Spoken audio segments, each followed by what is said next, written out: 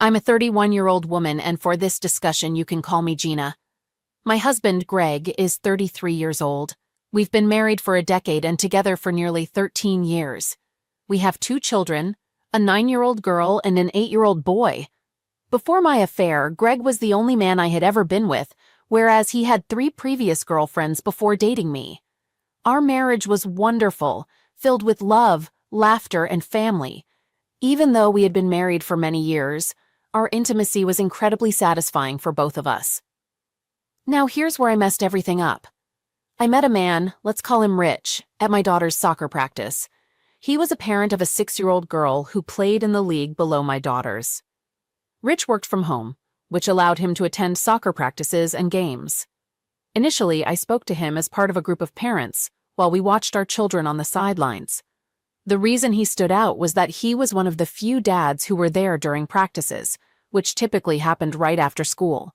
Over time, we started talking more often, and I noticed that he would always come over and stand near me at every practice, even when I was with other moms. These conversations led to an uncomfortable discussion where he confessed he had strong feelings for me. I made it clear that I was happily married and that we needed to stop talking. He respected my decision and backed off. Strangely, even though I rejected his advances, I found myself enjoying the attention. I know it was terribly wrong, but I want to be honest and share what I was feeling. Eventually, he brought up his feelings again and asked if I would meet him for coffee at a cafe in the neighboring town. Initially, I refused, but later I decided to meet him, with the understanding that it would be a one-time coffee meeting and nothing more. Looking back, I realized that just talking to him was a form of cheating and a complete disrespect to my husband and family, but I couldn't seem to stop myself. At the end of our private meeting, just before we left for our children's practice, he suggested that I come to his house the following day at the same time. He handed me a piece of paper with his home address. I initially declined, but he gently kissed me, and I'm ashamed to admit that not only did I kiss him back, but I kissed him again when he pulled away. The next day, we met at his house and engaged in an affair. There was no conversation or build-up. We just went ahead with it. As I looked around and saw photos of his beautiful wife and child, I became deeply upset with myself. Thoughts of Greg and my kids overwhelmed me, and I burst into tears, telling Rich that I couldn't continue this. We cleaned up, got dressed, and left in our separate cars for our children's practice. During the following week, I made an effort to avoid Rich at soccer practice. When I finally did speak to him again, I firmly told him that I wanted no further contact with him.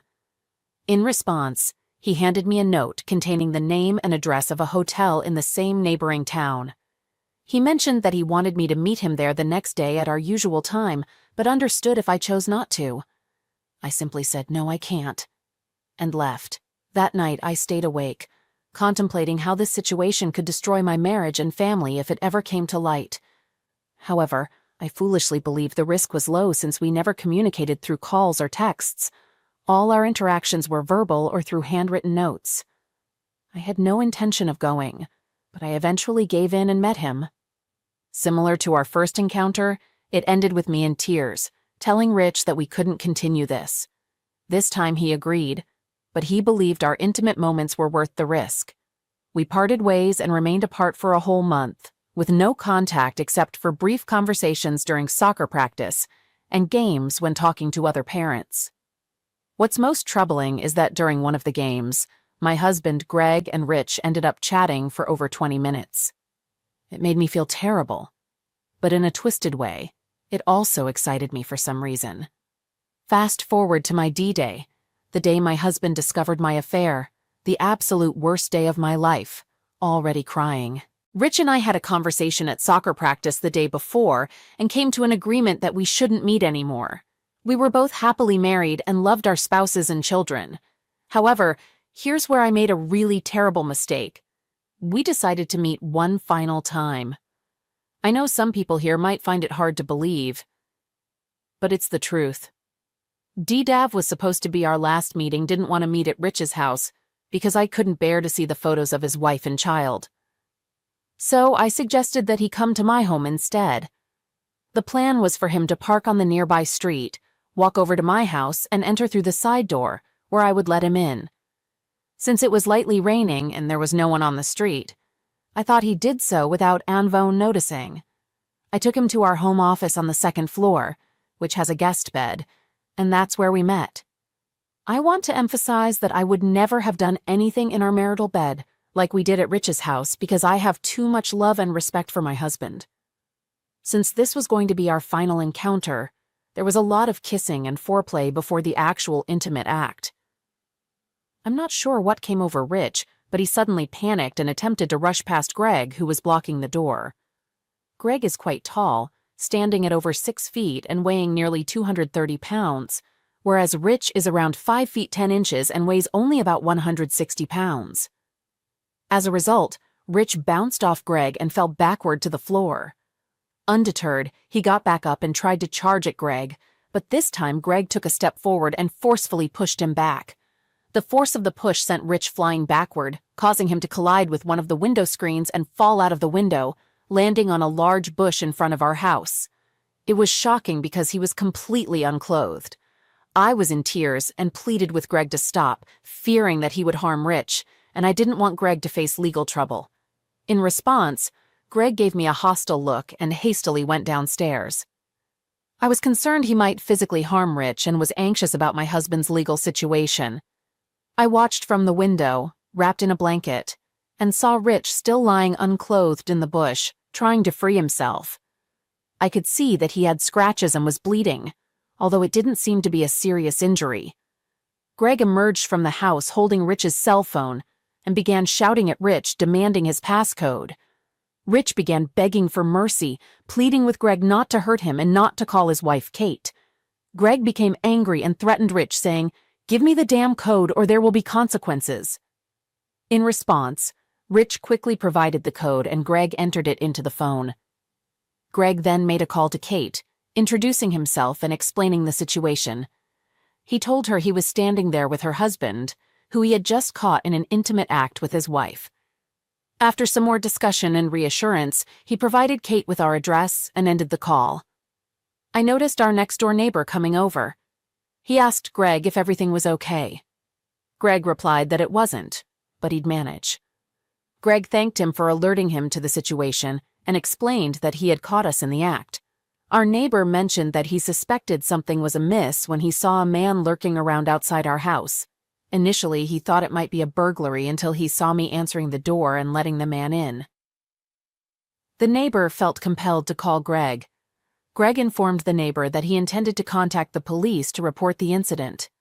Upon hearing this, Rich began to cry and begged Greg not to involve the police. At that point, Rich was still unclothed and trembling. I called down to Greg, pleading with him not to call the police, but he paid no attention and made the call. The police arrived within a few minutes. Greg and our neighbor met the officer at the curb and had a discussion for several minutes, gesturing toward the neighbor's house and then up to our office window. They then proceeded to the bush where Rich was, huddled over, crying, and still unclothed. The officer asked Greg if he could retrieve Rich's clothes, and Greg agreed to do so. When I heard Greg open the door, I rushed to the top of the stairs, crying and expressing how sorry I was and how much I loved him. However, he didn't look up. He simply gathered Rich's clothes and shoes from the floor and stairs and returned outside. The officer took the clothing from Greg and handed them to Rich, who clumsily got dressed. Rich was hyperventilating and still shaking intensely at this point.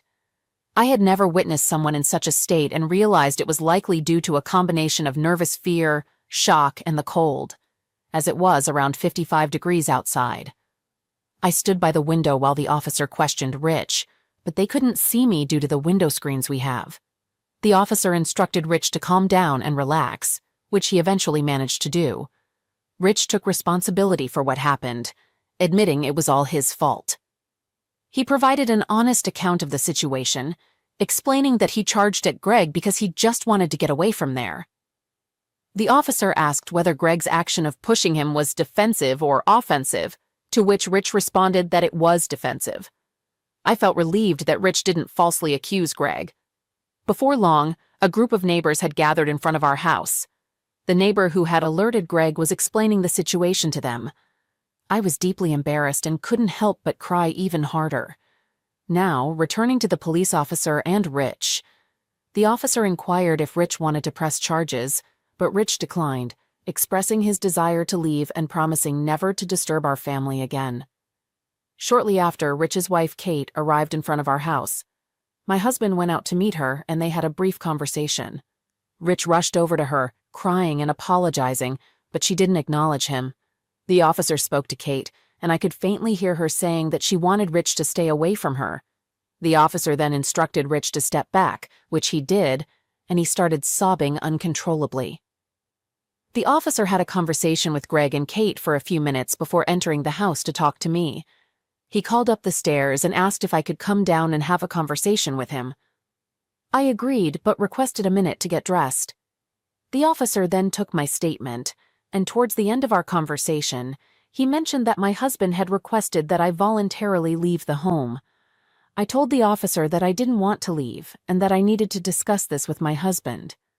The officer understood my feelings but explained that it might be best if I left, at least for the night, to allow things to settle down.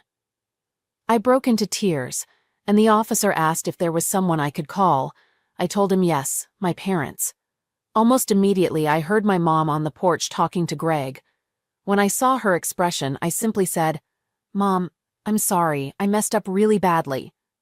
The officer then explained to my mom that it would be advisable for me to stay with her for a few days until things calmed down.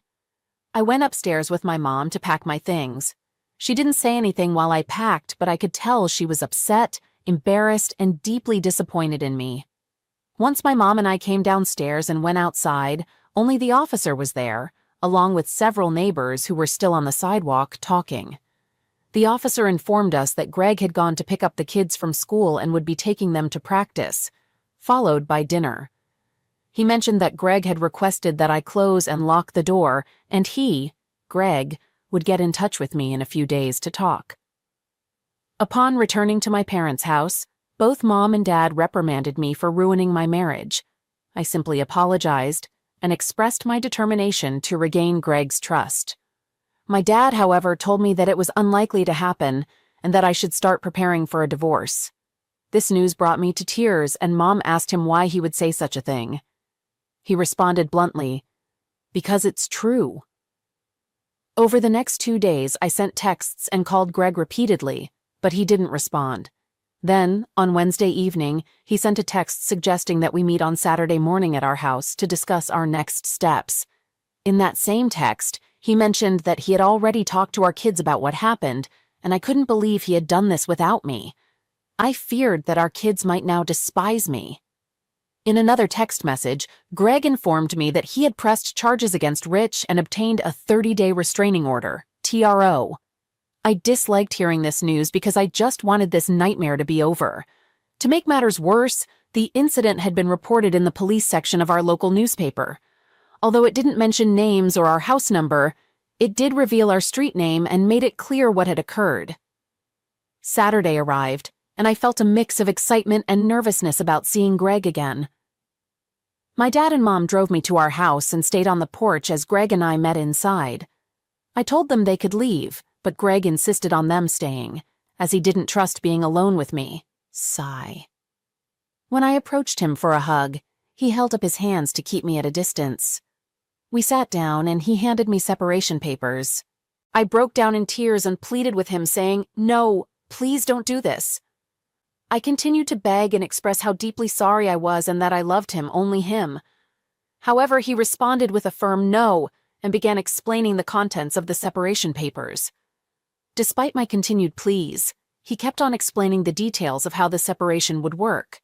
He mentioned that I could move back into the house, but I would be staying in the office, which would remain as it was when I left.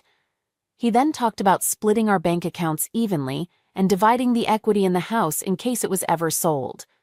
However, he emphasized that he wanted me to waive any claim to his 401k retirement account. He went on to explain that starting the following month, I would be responsible for contributing 35% of our living expenses, which included the mortgage, insurance, utilities, car payments, groceries, and so on.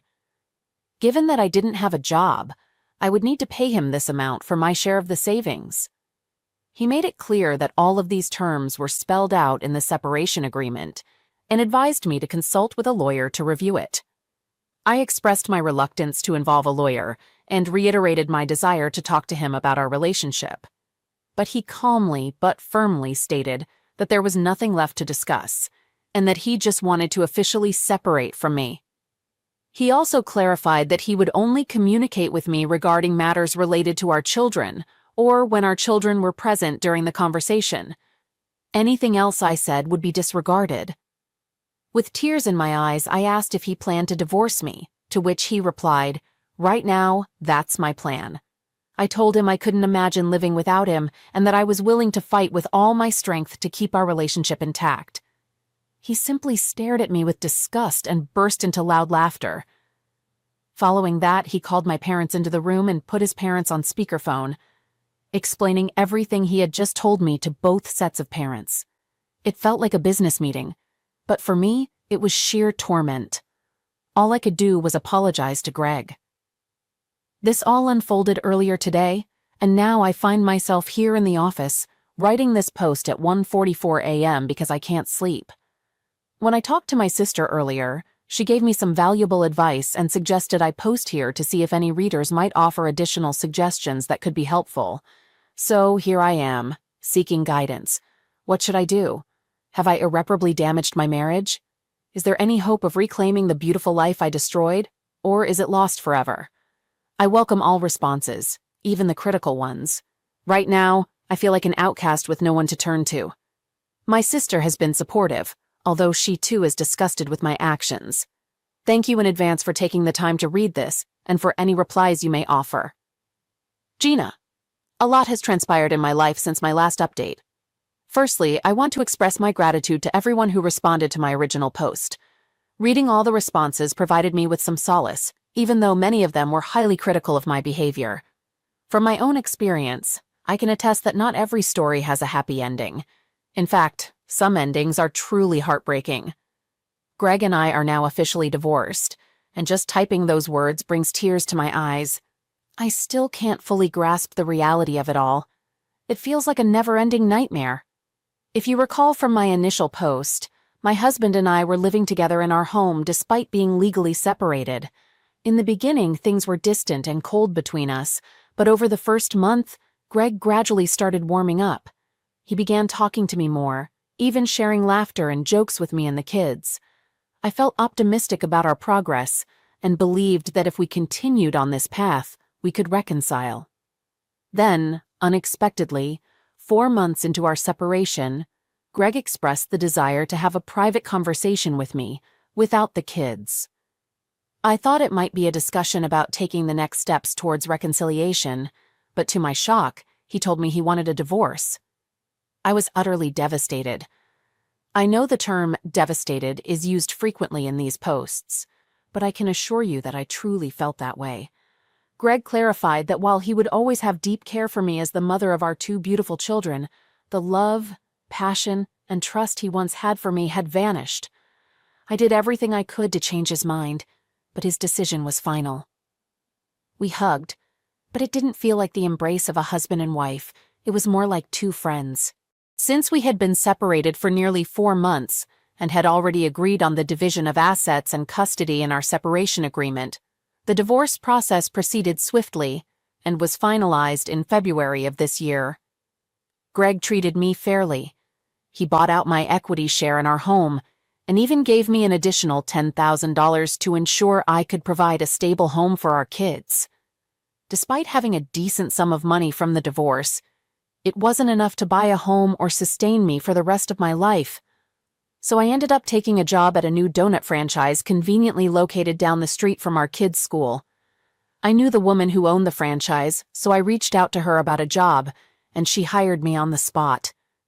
Despite what you might assume, I genuinely enjoy working there. The owner is incredibly kind and understanding, my colleagues are fantastic, and our customers are extremely friendly.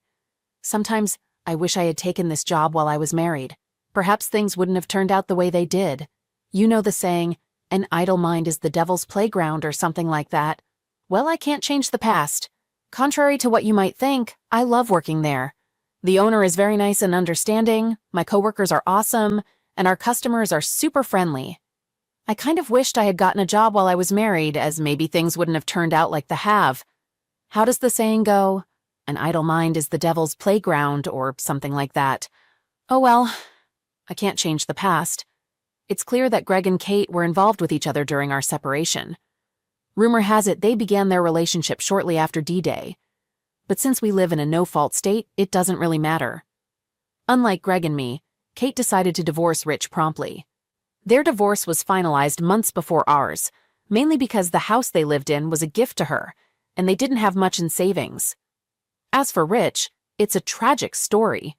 He was deeply affected by the divorce, and on Halloween of last year, he got arrested for a DUI. Apparently, it was his second offense.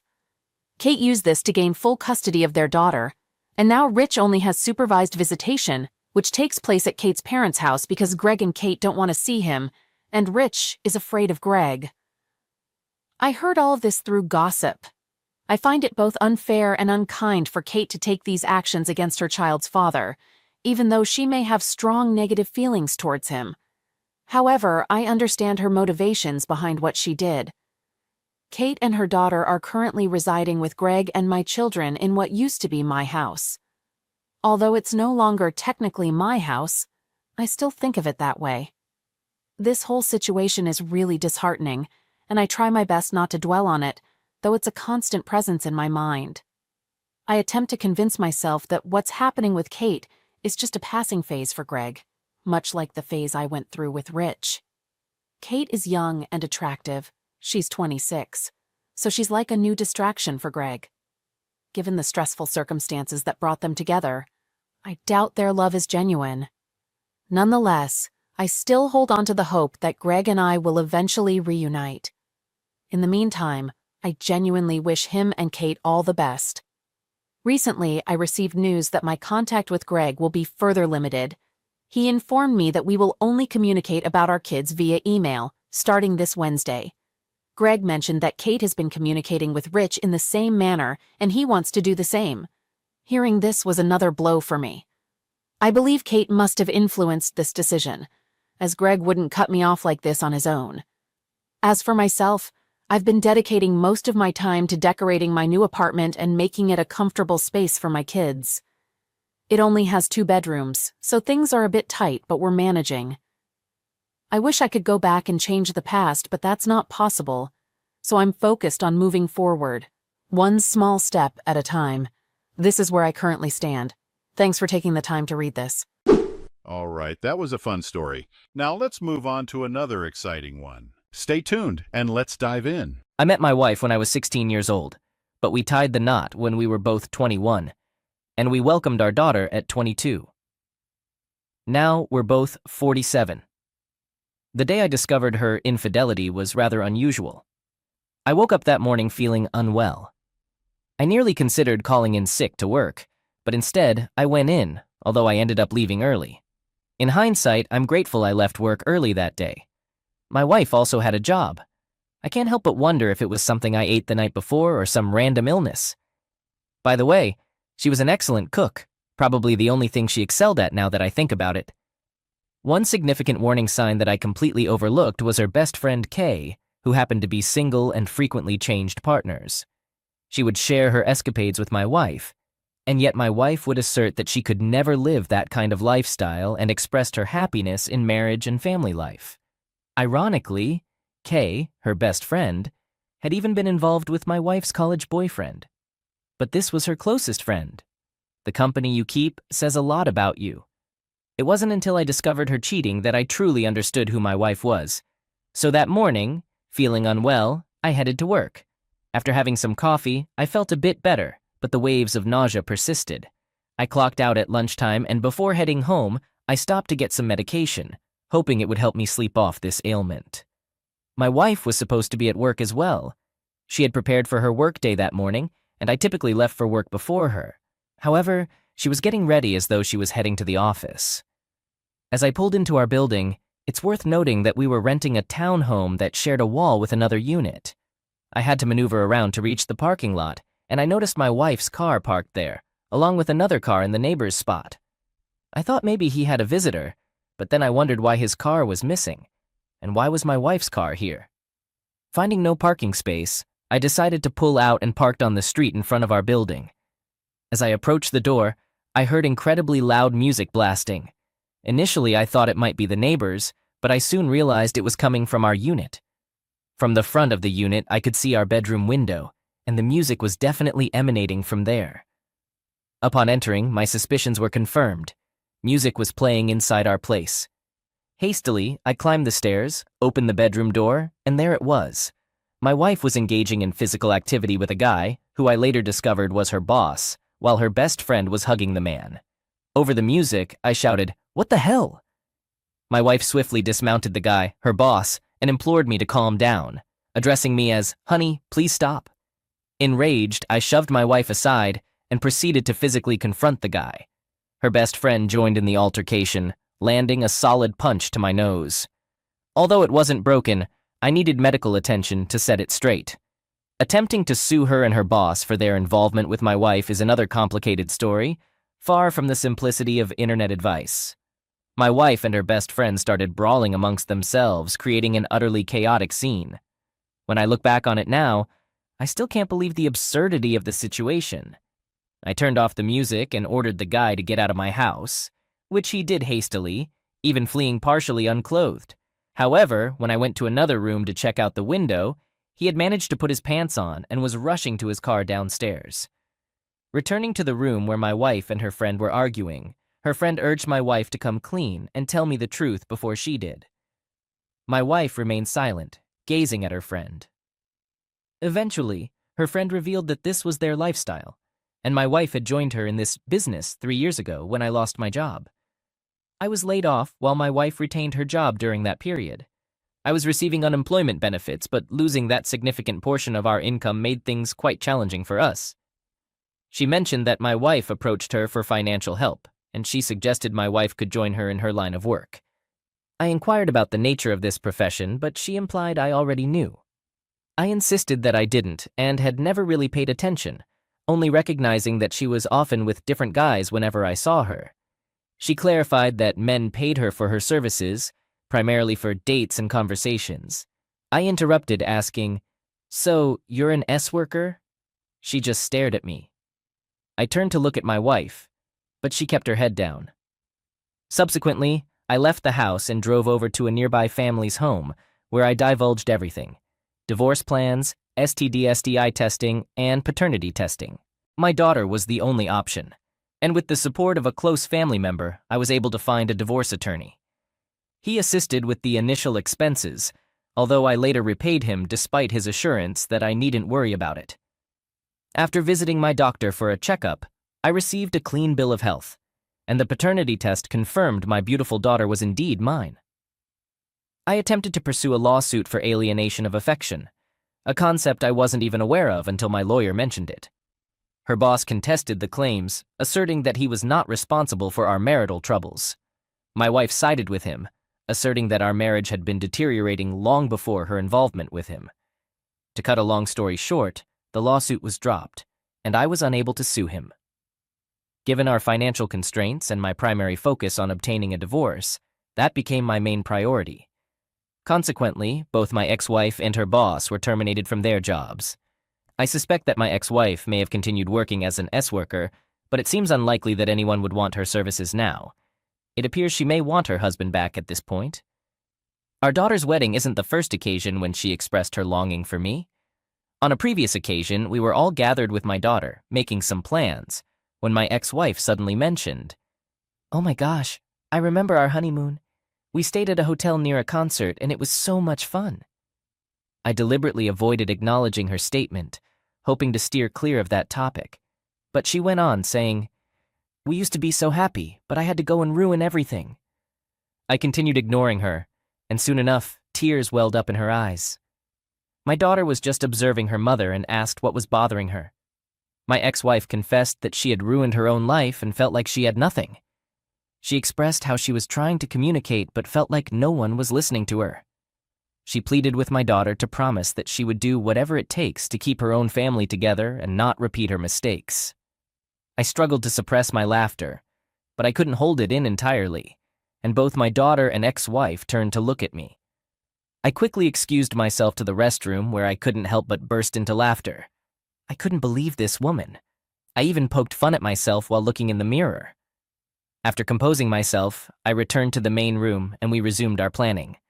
On the day of my daughter's wedding, my ex-wife told me she missed me. She mentioned that being at our daughter's wedding brought back memories of the love we once shared and the family we had. She expressed regret over her actions that led to the downfall of our family and hoped that one day I could find it in my heart to forgive her. She attempted to cry on my shoulder, but I gently pushed her away, telling her not to ruin my suit. Then, I went back inside to celebrate my daughter's special day. My daughter wanted us both to take pictures together, so I did it for her sake. Honestly, I can't stand being around this woman, but she always seems to find her way to me. I tried mingling with others, making sure everyone was fine, but when I turned around, she was right there behind me. I asked her politely, "Can you please step away?"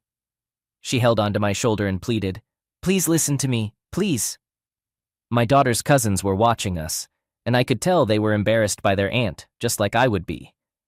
Eventually, we went back outside. I shouted at her, "What do you need?" She told me she had to undergo surgery for an issue with her reproductive system, some kind of cyst, and reassured me she would be okay. She said she felt alone and asked if I could take care of her during the week she'd be recovering at home since our daughter would be abroad that month. I expressed my sympathy for her situation and wished her well, but I made it clear that I couldn't take care of her. She started crying again and held on to me, but I gently pulled away. She asked, "So you won't be there for someone you used to love? The mother of your child?" I replied, "No." Then, I inquired about her best friend Kay, and she informed me that Kay was in a psychiatric hospital due to pills problems that had messed up her brain.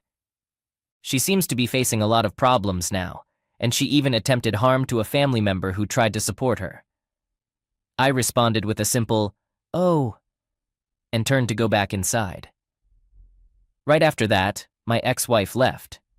I noticed her talking to our daughter before leaving, wiping tears from her face. But that wasn't the end of it. She managed to convince our daughter that I was a terrible person for not helping her during her surgery week. Our daughter got angry and upset, thinking she might have to cancel her trip and lose the money she'd already spent on it. I have no intention of taking care of that woman ever. She should arrange for professional nursing care or something like that. It's not my responsibility. I'm not surprised at all by my ex-wife's friend Kay and her pills problem. I recall telling my ex-wife before that I suspected Kay was using something, and I meant it. She always had this hyper demeanor and sometimes seemed jittery, but my ex-wife used to insist that it was just her usual behavior.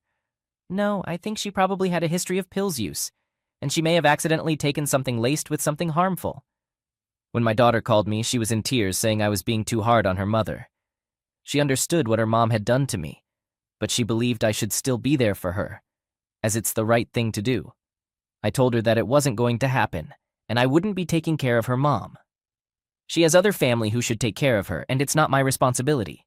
I made it clear that I wanted nothing to do with her mom.